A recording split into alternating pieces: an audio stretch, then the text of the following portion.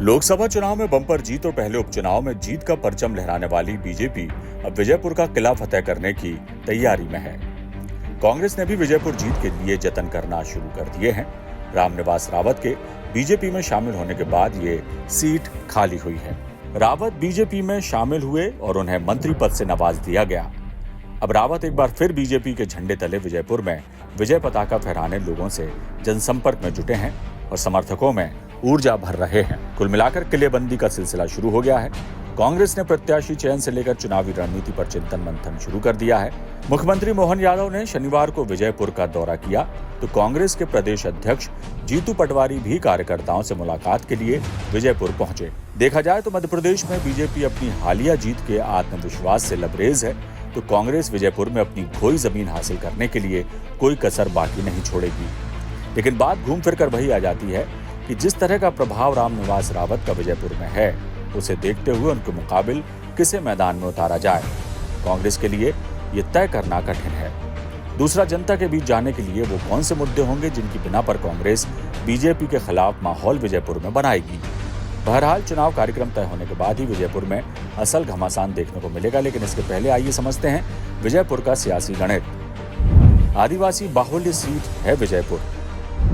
65 से 70 हजार आदिवासी वोटर हैं। कांग्रेस का गढ़ मानी जाती है ये सीट। 2003 से 2013 तक रामनिवास रावत यहां से जीते। 2018 में कांग्रेस को शिकस्त का सामना करना पड़ा। 2018 में बीजेपी के सीताराम आदिवासी ने जीत दर्ज की। 2023 में भी कांग्रेस के रामनिवास रावत जीते। रामनिवास रावत अब पाला बदलकर बीजेपी के साथ हैं। मीणा समाज का इस इलाके में खासा दबदबा है। रावत, जाटव, धाकड़ और माली समाज का भी प्रभाव है। विजयपुर कांग्रेस का था ये सही है, लेकिन जिनकी बदौलत विजयपुर कांग्रेस का था वो रामनिवास रावत अब पाला बदलकर बीजेपी के साथ हैं। ताजा मिसाल अमरवाड़ा है, जहां भले ही कम अंतर से कमलेश शाह जीते, लेकिन बीजेपी ने कांग्रेस के किले में सेंध लगा ही दी। और इसका कारण कहीं न कहीं कांग्रेस की कमजोर पकड़ और पुख्ता रणनीति न बना पाना भी है।